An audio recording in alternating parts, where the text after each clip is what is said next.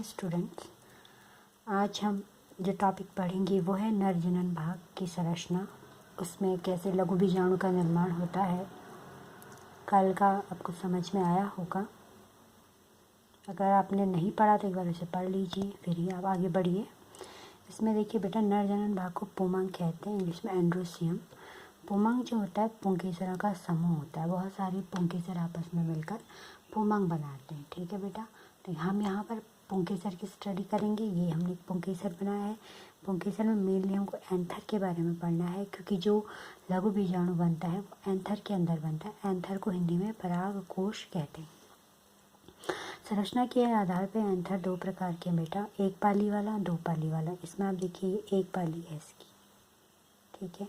इसमें दो पाली हैं, देखिए एक पाली ये रही और दूसरी पाली ये रही। तो ये दो डायथीकस मोनोथीकस, ये इसकी संरचना है। नेक्स्ट देखिए, आपने इसमें एक एंथर बनाया है। ये एंथर का चित्र है। इसमें बीच में यूजी है जो कनेक्टिव टिश्यू होता है। ये स्टेराइल होता है। स्टेराइल मतलब इससे ये जनन में भाग नहीं लेता है। ठीक है बेटा, इसमें ये तंतु है, आप जानते हैं। ये तंतु जो है इस एंथर से कैसे जुड़ा है। देखिए, अगर आधार से जुड़ा है तो इसे हम कहते हैं बेसिफिक्स्ड। यदि इस प्रकार पीछे से जुड़ा है तो डॉर्सिफिक्स्ड। और यदि ये फिलामेंट इसकी पूरी लंबाई में जुड़ा है इस प्रकार से, देखिए, तो इसे एडिनेट कहते हैं। और ये विशेष संरचना है, इसमें एक पाली ऊपर एक पाली नीचे और बिल्कुल सेंटर से जुड़ा है। इसे हम कहते हैं वर्सेटाइल। तो वर्सेटाइल प्रकार का ये जो जुड़ाव होता है ये उन पौधों में होता है बेटा जिनमें वायु परागण होता है। ये हम आगे पढ़ेंगे। अब हम एंथर की संरचना पर चलते हैं। ये एंथर है। एंथर का मैंने काट के आपको दिखाया है। ये देखिए, ये एक पाली है, लिखा मैंने ऊपर एक पाली, ये दूसरी पाली है। ठीक है, कोट, पाली मतलब कोट, एक कोट और दूसरा कोट। ठीक है, इसके अंदर ये आप गोल देख रहे हैं चार, इन्हें लघु बीजाणुधानी या माइक्रोस्पोरेंजियम कहते हैं। ठीक है बेटा, तो एंथर के अंदर, परागकोश के अंदर दो या चार लघु बीजाणुधानियाँ होती हैं जिनके अंदर लघु बीजाणु होते हैं। इनमें मैंने लिखा हुआ है कि बाद में विकसित होने के बाद ये पराग कोश कहलाते हैं। ठीक है, ये हिंदी में आप इसे पराग कोष्ठ कह लीजिए। ठीक है, पराग कोष्ठ, जिसे हम पोलन सेक इसे हम कह देते हैं। ठीक है, तो ये जो आपका लघु बीजाणुधानी है ये बाद में क्या कहलाता है, पोलन सेक या पराग कोष्ठ ये कहलाता है। तो चलिए आगे बढ़ते हैं। लघु बीजाणुधानी में लघु बीजाणु का निर्माण, लघु बीजाणु का दूसरा नाम परागकण है। तो बेटा यहाँ पर दो नाम आपको हर जगह मिलेंगे, आपको समझना है कि किसका नाम क्या है, अदरवाइज आप कंफ्यूज हो सकते हैं। तो ध्यान से एक एक वर्ड को समझिए, लिखिए। ठीक है, ये देखिए, ये यंग स्टेज है। ठीक है, यंग स्टेज में इसको क्या कहा गया है, लघु बीजाणुधानी इसको कहा गया है। बाद के स्टेज में देखिए, अब डेवलपमेंट में ये देखिए, ये लघु बीजाणुधानी है। इसके अंदर स्पोरोजिनस सेल है। स्पोरोजिनस सेल को हम हिंदी में कहते हैं बीजाणुजन कोशिकाएं। ठीक है, ये जो बीजाणुजन कोशिकाएं होती हैं ये प्रत्येक चैम्बर के अंदर होगी। जैसे एक, दो, तीसरा चैम्बर यहाँ, चौथा चैम्बर है, इन चारों के अंदर ये स्पोरोजिनस सेल होंगी। बाद की अवस्था में क्या होता है, देखिए, बाद की अवस्था में ये स्पोरोजिनस सेल्स जो होती हैं, ये जो उत्तक हैं, ये बहुत सारे होते हैं, बहुत सारी सेल्स हैं। इसमें से कुछ सेल नष्ट हो जाती हैं और कुछ बची रहती हैं। तो ये जो बची होती है इन्हें हम क्या कहते हैं, लघु बीजाणु मातृ कोशिका, माइक्रोस्पोर मदर सेल, शॉर्टकट में MMC। तो इसमें से कुछ नष्ट हो गई, जो नष्ट हुई उन्होंने इनको पोषण दिया, जो बची हुई हैं उनको पोषण दिया। इन्हें क्या कहते हैं हम, लघु बीजाणु मातृ कोशिका। और देखिए, ये लघु बीजाणुधानी यहाँ पे हमने इसे कहा था, यहाँ हम इसे पोलन सेक कह रहे हैं। ठीक है, उसके बाद ये जो आपका मेगास्पोर मदर सेल्स हैं, ये क्या है बेटा, मेगास्पोर मदर सेल्स है। इनमें आगे क्या डेवलपमेंट होता है, इनमें आगे का डेवलपमेंट इस प्रकार से, देखिए, ये स्पोरोजिनस सेल्स मैंने आपको लिखा है, आप इन्हें कोशिकाएं या बीजाणुजन उत्तक भी कह सकते हैं। ये वाला, ये मैंने बताया कुछ नष्ट होते हैं, जो बचे होते हैं लघु बीजाणु मातृ कोशिका कहते हैं, माइक्रोस्पोर मदर सेल्स। ये देखिए, इनमें गुणसूत्र के 2 सेट होते हैं, मैंने बना के दिखाया आपको। 2n अर्धसूत्री विभाजन होगा, 4 लघु बीजाणु बनते हैं। माइक्रोस्पोर टेट्राड क्यों लिखा है मैंने बेटा, क्योंकि ये जो 4 बनते हैं मैंने सेपरेट आपको दिखाए हैं। सेपरेट इसलिए दिखाएं कि मैं आपको गुणसूत्र से दिखाना चाहती थी। देखिए यहाँ 2 सेट था, 2 सेट में से एक ही यहाँ आप आए, यानी NN हो गए। क्या है आपके हैप्लॉइड है, चारों के चारों हैप्लॉइड है। मैंने माइक्रोस्पोर टेट्राड इनके लिए बताया है, ये है आपके, ठीक है। टेट्राड मतलब ये 4 एक साथ जुड़े होते हैं, 4 के 4 क्या होते हैं, एक साथ जुड़े होते हैं। ये विभिन्न रूपों में आपस में जुड़े होते हैं। ये सेलुलोज से जुड़े होते हैं, सेलुलोज इनके चारों ओर होता है और उससे ये चिपके होते हैं। देखिए अगर ये इस प्रकार से जुड़े हुए हैं तो इसे कहते हैं हम समचतुष्क। अगर इस प्रकार से हैं, ये टेट्राहेड्रल संरचना है, यानी 1 2 3 आगे है और एक इनके पीछे की साइड होगा, इसको हम टेट्राहेड्रल चतुष्क कहते हैं। अगर रेखीय है, लाइन से जुड़े 1 2 3 4 4 है ना, 4 लघु बीजाणु सीधे रेखा में जुड़े तो रेखीय चतुष्क। और इस प्रकार की संरचना बनाते हैं तो उसे डेकुस्टा हम कह देते हैं। और बाद में बेटा ये अलग होते हैं, इनमें जो सेलुलोज से चिपके होते हैं ये अलग होते हैं और 4 लघु बीजाणु हमारे अलग अलग हो जाते हैं। तो ये इनका आगे का प्रोसेस होता है मेगास्पोर मदर सेल्स का। क्या होता है मैंने नोट्स में यहाँ पे आपको लिख के दिया है कि परागकोश में 4 लघु बीजाणु धानी होती हैं, इनके भीतर भरे उत्तक को बीजाणु जन कहते हैं। बीजाणु जन उत्तक की सभी कोशिकाएं लघु बीजाणु बना सकती हैं, परंतु कुछ कोशिकाएं नष्ट हो जाती हैं। शेष बची कोशिकाओं को पोषण प्रदान करती हैं। इन कोशिकाओं को लघु बीजाणु मात्र कोशिका कहते हैं। इस अवस्था में लघु बीजाणु धानी को परागकोश या पोलन सेक कहते हैं। लघु बीजाणु मात्र कोशिका में अर्धसूत्री विभाजन होता है और 4 अगुणित लघु बीजाणु बनते हैं। ठीक है बेटा, इन लघु बीजाणु को हम पराग कण कह देते हैं। नेक्स्ट इधर चलते हैं, ये मैंने इसमें डायग्राम बना के दिखाया आपको। मैंने इस नीचे क्या लिखा हुआ देखिए, परागकोश के भीतर लघु बीजाणु धानी के विकास की विभिन्न अवस्थाएं। तो आपको जब पेपर में लघु बीजाणु धानी या परागकोश के विकास का चित्र आता है, आपसे पूछा जाता है कि लघु बीजाणु की विकास की अवस्थाओं को दिखाई, तो आपको ये वाला डायग्राम बनाना है। इसमें आप ये हमारा जो एंथर था परागकोश उसका चित्र है, ये देखिए। इसमें सबसे बाहर है बाह्य त्वचा, ठीक। ये बाह्य त्वचा की एक परत है, जितना मैंने ग्रीन कलर से किया एक परत है। इसके नीचे है अंतस्थीसियम, एंडोथीसियम जिसे हम कहते हैं हिंदी में, अंतस्थीसियम हमने से कहा है। और इसके अंदर ये मध्य परत है, ठीक है। मध्य परत की काफ़ी लेयर आपको दिख रही हैं। अंतस्थीसियम की एक ही परत है पिंक कलर से, और मध्य परत की काफ़ी परत आपको दिखाई दे रही है।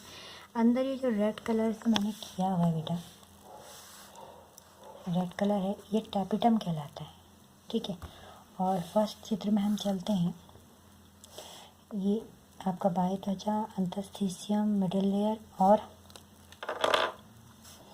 ये आपका मिडिल लेयर है, और ये आपका टैपिटम है। टैपिटम के अंदर क्या है, बीजाणुजन उत्तक है, ठीक है।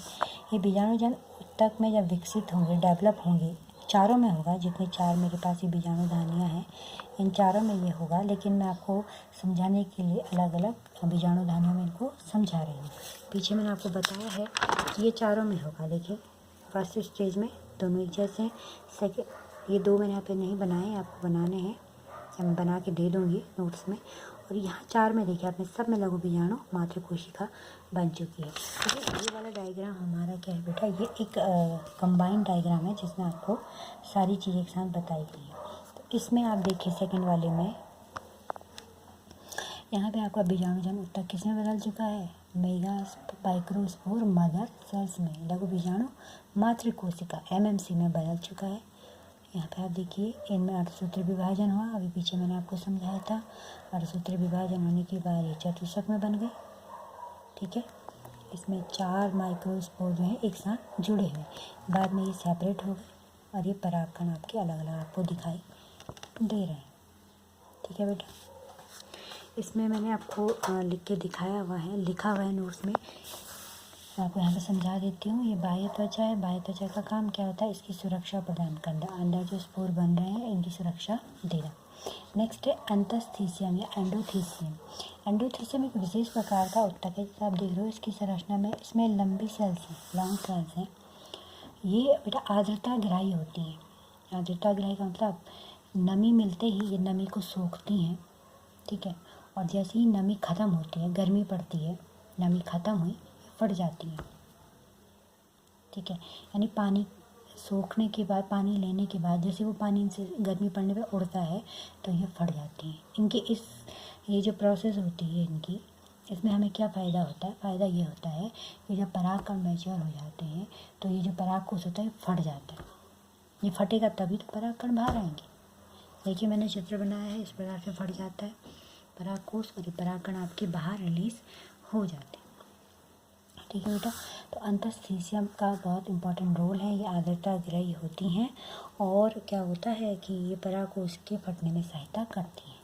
तीसरा है मध्य परत। मध्य परत की 2-3 लेयर्स हैं और ये भी सुरक्षा प्रदान करती है। सबसे भीतर जो है टैपिटम है, ठीक है बेटा। टैपिटम बहुत मोस्ट इम्पॉर्टेंट लेयर है, बहुत बार पूछा जाता है, ठीक है। टैपिटम का क्या काम है? टैपिटम का सबसे पहला काम तो ये है कि ये जो परागकण डेवलप हो रहे हैं, ठीक है, ये जो लघु बीजाणु मात्र कोशिका है, ये चतुष्क हैं, ये परागकण, इनको पोषण कौन देता है? इनको पोषण ये टैपिटम देता है, ठीक है। इनको पोषण ये टैपिटम यहाँ से आप ये भोजन देगा, ठीक है। इनमें सब में मैंने न्यूक्लियस बनाए हैं क्योंकि ये सेल्स हैं, आपको इनके बीच में ये डॉट्स दिखाने हैं। ये डॉट्स का मतलब क्या है? ये एक सेल है, केंद्रक इनके अंदर है। तो पहला काम क्या बताया मैंने आपको टैपिटम का, कि टैपिटम जो होता है बेटा वो विकसित हो रहे परागकण को या लघु बीजाणु मात्र कोशिका को पोषण प्रदान करता है, ठीक। दूसरा काम क्या होता है इनका? टैपिटम का विशेष प्रकार का एंजाइम बनाती है, ठीक है। ये एंजाइम क्या करता है? ये जो 4 परागकण यहाँ पे आपस में चिपके हैं ना, ये एक सेलुलोज से चिपके होते हैं, तो वो एंजाइम इस पदार्थ को डिसॉल्व कर देता है और ये परागकण सेपरेट हो जाते हैं। देख रहे हैं, परागकण सेपरेट हो गए। तो दूसरा कार्य आप लिखेंगे, टैपिटम जो है एंजाइम बनाता है, जो एंजाइम इन परागकण चतुष्क में से परागकणों को अलग होने में मदद करता है। तीसरा काम क्या होता है बेटा? ये जो आपका टैपिटम है, ये यूबिस बॉडी इसके पास होती है, यूबिस बॉडी बनाता है, यूबिस बॉडी। और यूबिस बॉडी में स्पोरोपोलिनिन नामक पदार्थ पाया जाता है। मेरी बात ध्यान से सुनिए, यूबिस बॉडी में स्पोरोपोलिनिन नामक पदार्थ पाया जाता है और ये स्पोरोपोलिनिन जो होता है परागकण जो बने इनके बाह्य चूल बनाता है। स्पोरोपोलिनिन परागकण की बाह्य चूल बनाता है बेटा। अब स्पोरोपोलिनिन क्यों मैंने कहा कि बहुत इम्पॉर्टेंट है, क्योंकि ये एक ऐसा प्रतिरोधी पदार्थ है, सर्वाधिक प्रतिरोधी पदार्थ है। इससे अच्छा प्रतिरोधी पदार्थ आपको नहीं मिल सकता है, इसीलिए स्पोरोपोलिनिन वेरी इंपॉर्टेंट। मैं नोट्स में आपको बताऊंगी इसको, जब मैं आपको लघु बीजाणु का चित्र बताऊंगी, वो हमारा नेक्स्ट टॉपिक है। आपको सब ये याद रखना है कि टैपिटम के क्या क्या कार्य हैं, तो सब मैंने हम मेंशन कर दिए हैं आपको। बाह्य त्वचा, अंतस्त्वचा, एक परत लिखा, यानी इनकी एक लेयर है, देख रहे हैं ना, एक परत से मतलब इनकी एक लेयर है। मध्य परत की 2 से 3-4 लेयर है। टैपिटम के बारे में मैंने आपको लिखा है, लघु बीजाणु मात्र कोशिका और परागकणों को पोषण देना, परागकणों की बाह्य चूल का निर्माण करना, ठीक है बेटा। इसके बाद क्या होता है कि जब इसमें परागकण बन जाते हैं, ये परागकण हैप्लॉइड है, ठीक। हाँ, इसमें मैं एक चीज़ और आपको बताना चाहती हूँ। आपसे परीक्षा में पूछा जाता है कि एक परागकोश है, उसकी बाह्य त्वचा में गुणसूत्र की संख्या कितनी है? तो बेटा देखिए, इसमें 2n गुणसूत्र है, ठीक है, इसमें भी 2n है और इसमें भी 2n है और टैपिटम में भी आपके 2n है। तो आप बिल्कुल कंफ्यूज नहीं होंगे, n केवल इसमें है। मेगास्पोर मदर सेल भी आपके 2n है, ये मेगास्पोर मदर सेल है, ये भी 2n है, यहाँ तक 2n है। n केवल इसमें है, ये जो चतुष्क है, 4 इसमें लघु बीजाणु हैं, ये आपके हैप्लॉइड हैं, ये परागकण आपके हैप्लॉइड हैं। इसके अलावा ये सब 2n है, ये परीक्षा में ज़रूर पूछा जाता है। आप किसी कॉम्पिटिटिव एग्ज़ाम में बैठिए तो वहाँ पर ये पूछा जाता है। इसको आप बिल्कुल गांठ बांध लीजिए। ये आपके लघु बीजाणु हैं जिनको हम परागकण भी कह देते हैं। ये हैप्लॉइड होते हैं, ठीक है। और इसका विकास मैंने आपको यहाँ पे ये समझाया हुआ है पूरा डिटेल में। उसके बाद जब ये परागकण बन जाते हैं तो अंतःस्थीशियम की मदद से ये परागकोश आपका फट जाता है और परागकण बाह्य माध्यम में रिलीज़ हो जाते हैं, ठीक है। तो ये डायग्राम आपको बहुत नीट एंड क्लीन बनाने हैं इसी तरीके से, और ये मोस्ट प्रोबेबली पूछा गया क्वेश्चन है। कल मैं आपको लघु बीजाणु यानी परागकण के बारे में, उसके डेवलपमेंट के बारे में बताऊंगी। आज आप इतना वर्क कंप्लीट करिए और जो आपका पिछला वर्क है उसे भी कंप्लीट करके मुझे चेक कराइए। Thank you.